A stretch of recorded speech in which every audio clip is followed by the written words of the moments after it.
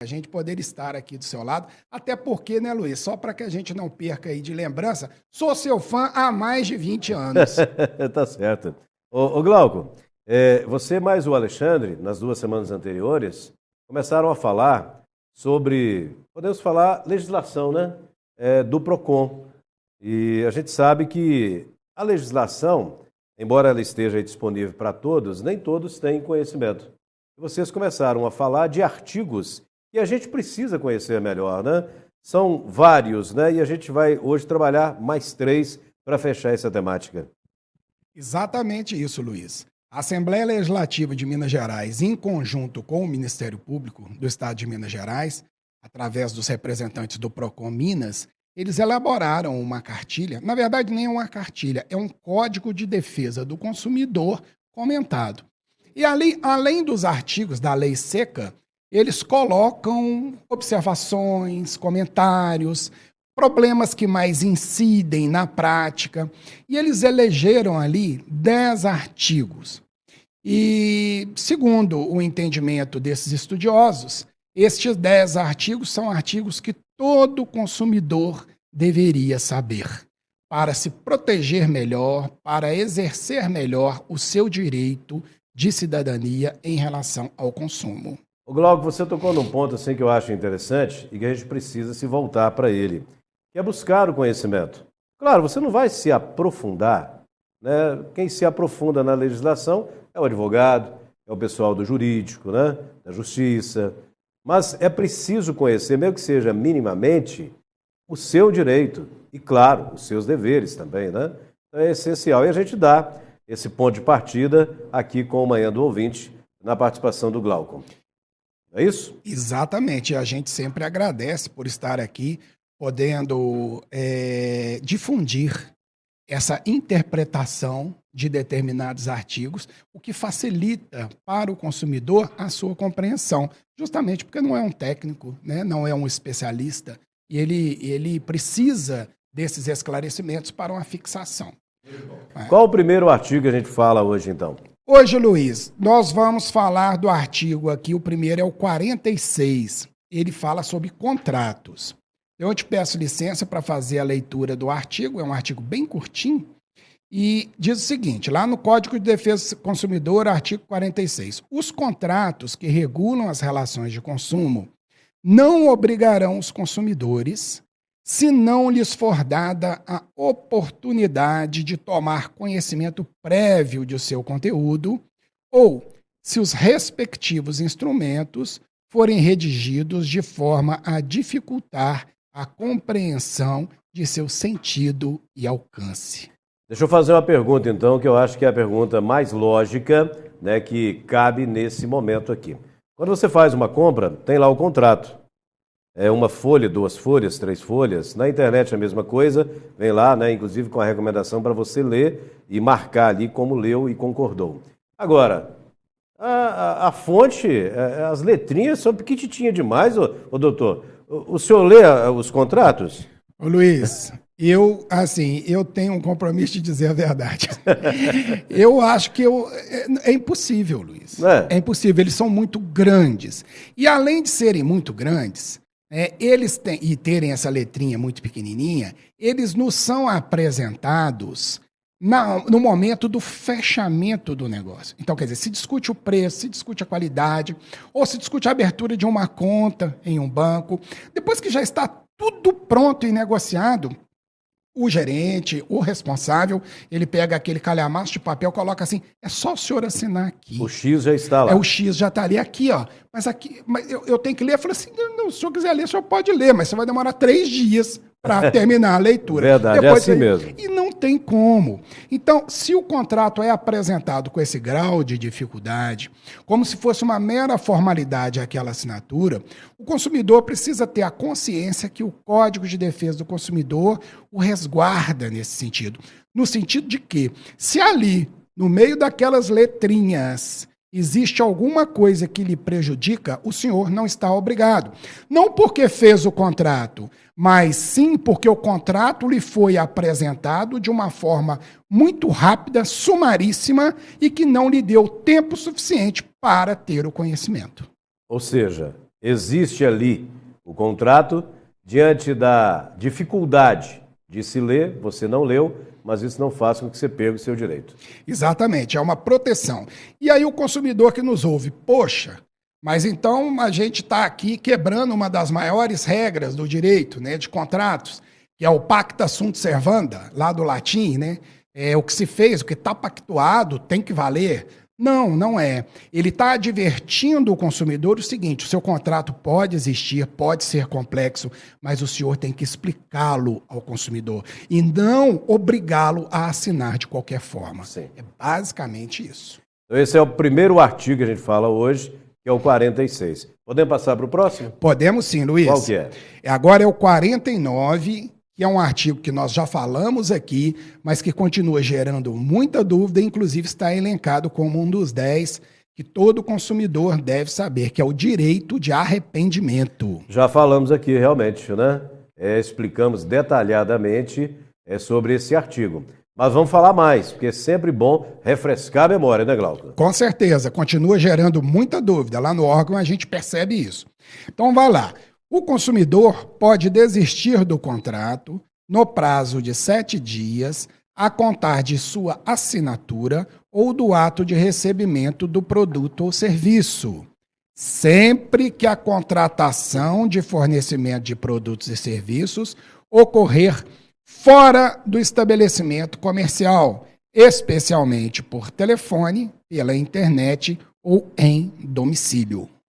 Veja bem o detalhe. Essa parte final é essencial. Né? Essencial, porque o que gera a maior dúvida é o seguinte: olha, o direito de 7 dias é um direito que eu sempre posso exercer em qualquer modalidade de compra, Não. mas eu comprei, tem 7 dias. A resposta é não. Não pode. Se você faz essa compra presencialmente numa loja física, aí muda. Né? Muda totalmente, porque o direito de arrependimento é um risco que é atribuído ao consumidor justamente porque para o fornecedor, justamente porque o consumidor não teve acesso direto ao objeto. Ele está comprando uma imagem, Sim. Ele está comprando por telefone, ele está confiando em alguma coisa que lhe está sendo dito sem que ele tenha colocado as mãos no produto. Posso dar um exemplo? Claro. Você acessa a internet, num site de compras aí, compra um tênis. Poxa, você achou o tênis bonito, né? Um tênis confortável, você está vendo. Né? Parece que é tudo isso que você está vendo. Quando chega, é totalmente diferente. Então você não pôde tocar, você não pôde experimentar. Então é uma compra feita online, né? Pela internet. Nesse caso, tem o direito de arrependimento. Se você vai à loja, aqui na cidade, centro de Manhuaçu, aqui na nossa cidade, tem várias lojas que vendem calçados, você vai ter a possibilidade de pegar no calçado, experimentar o calçado, perceber ali se é o que você realmente está querendo. Aí mudou completamente, né? Muda completamente porque ele já fez a verificação Sim. inicial e, a partir daí, vincula-se ao produto de fato. No caso dessa compra presencial, você pode até ter direito à troca se tiver algum defeito, né? Aí aquela garantia convencional do isso. Código de Defesa por os não duráveis 30 dias, duráveis Isso. 90 dias, mas tem que realmente apresentar um defeito. A distância não. Chegou, eu não quis e não precisa nem de justificar. E com um detalhe, que é aqui do parágrafo único. Se o consumidor exercitar o direito de arrependimento previsto nesse artigo, os valores eventualmente pagos a qualquer título durante o prazo de reflexão serão devolvidos de imediato, monetariamente corrigidos. Prazos de reflexão, 7 dias. 7 dias e integralmente o que foi gasto. Isso aqui vai incluir o preço pago pelo produto, o frete, evidentemente, e ainda a correção monetária dependendo do tempo. Tá? Então deu lá, não sei o valor do produto, mas 1% vai ser 1% que tem que se corrigir também. Então esse é o artigo 49. Dele nós vamos para qual agora, Glauco? Agora nós vamos para o último artigo, que é o artigo 50. Dos 10 artigos que todo consumidor deve conhecer. E o artigo 50 ele diz o seguinte: a garantia contratual é complementar à legal e será conferida mediante termo escrito, ou seja, se o fornecedor deu uma garantia ao consumidor, essa garantia deverá ser somada à garantia prevista no artigo 26 do CDC. Vamos lá destrinchar? Vamos, é preciso, é importante. O último comentário que o Luiz fez, ele disse o seguinte: mas se eu compro no comércio, se tem algum defeito, eu tenho um prazo. Esse prazo é de 30 ou de 90 dias, dependendo do tipo do bem, se é durável ou se não é durável. Pois bem, isso que nós falamos desse prazo quando tem defeito, isso se chama garantia. Não se confunde com o direito de arrependimento anterior. É a garantia fornecida pelo fabricante. Obrigatoriamente fornecida pelo fabricante por lei e não por contrato. Então é 30 ou 90 dias. Aqui no artigo 50, ele já fala de uma outra garantia, que é acima da legal. Por exemplo, tem uma televisão. A garantia de uma televisão que é um bem durável é 90 dias. Tá? O fornecedor entende que ele tem que dar uma garantia maior para cativar o consumidor. Ou seja, você pode comprar o meu produto porque eu garanto. Eu garanto. E garanto por um tempo. Não vai garantir para sempre. Não é igual as TVs de tubo que a gente comprava e durava 30 anos. Né? Quem dera se essas garantias fossem igual ao tempo que eu sou fã do Luiz. 20 anos, né? Você já pensou? Olha que garantia, hein, Luiz? É verdade. Credibilidade, né? Dia desse você estava conversando lá em casa sobre fogão, né? A gente compra um fogão e o fogão tem uma durabilidade de 3, 4, 5, talvez 6 anos, né? Mas a vovó comprava antigamente, né? O fogão esmaltado que durava 40, 50 anos, né? Era outro papo, né? Outro papo. Né? As empresas, inclusive, já devem ter fechado porque faliram, né? Bom, mas essa garantia contratual, então, ela é feita por termo, ela é feita por escrito, ela é um aditivo. Então, se a televisão lá que nós estamos comprando oferece uma garantia de 1 ano, na verdade, não é 1 ano. É o seguinte, são 3 meses da garantia legal, mais 9 meses da garantia contratual. Sim. Isso é importante. E ali vem o parágrafo único, distinguindo o que deve constar neste aditivo, dessa garantia, nessa extensão da garantia legal. Que é o seguinte, o termo de garantia ou equivalente deve ser padronizado e esclarecer de maneira adequada em que consiste a garantia, bem como a forma, o prazo e o lugar que pode ser exercitada e os ônus a cargo do consumidor, devendo ser entregue devidamente preenchida pelo fornecedor no ato do fornecimento, acompanhado de manual de instrução, de instalação e de uso do produto em linguagem didática com ilustrações. Claro que vai variar de produto para produto esse complemento que nós estamos falando, né? E as empresas têm cumprido essa determinação? Tem sim. Tem. Elas cumprem porque isso aqui é muito fiscalizado. Às vezes o que ocorre é o seguinte, na ponta, no momento da compra e venda, tá, o comprador confia sobremaneira na palavra do vendedor. E ele, por vezes, ele sai daquela loja confiando no que está sendo dito e não no que está escrito. E aí, quando o defeito acontecer, a fábrica vai garantir o que está escrito e não o que foi dito. Então, a garantia contratual, ela deve ser muito bem explicada pelo senhor comerciante, pelo senhor fornecedor, para evitar uma dor de cabeça futura. Tem que levar esse documento na hora que compra. Tem que levar, guardar o documento em conjunto com a nota fiscal. Sim. A partir daí pode exercer. Mas vai uma dica para o consumidor.